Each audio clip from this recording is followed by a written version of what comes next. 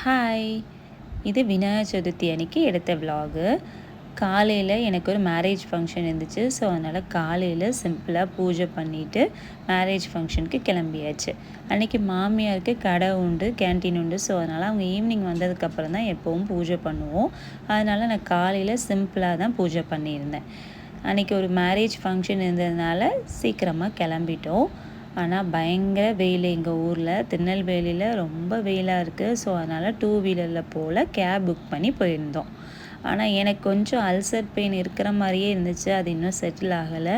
So அதனால் எனக்கு அங்கே போய் சாப்பிட முடியுமான்னு தோணலை. அதனால் கொஞ்சம் கிளம்பி போயிட்டு ஜஸ்ட்டு ஒரு கவரை மட்டும் கொடுத்துட்டு ரிட்டன் வந்துட்டோம்.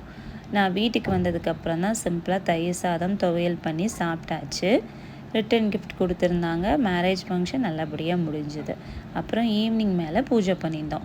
தேங்காய் பூ நமைச்சு கொழுக்கட்டை, சுண்டல், அப்புறம் சக்கரை பொங்கல் அம்மா பண்ணி கொண்டு வந்திருந்தாங்க மாமியார். ஸோ அதெல்லாம் வச்சு நைவேத்தியம் பண்ணி கும்பிட்டுட்டு பக்கத்தில் உள்ள பிள்ளையார் கோயிலுக்கு போயிட்டு வந்தோம்.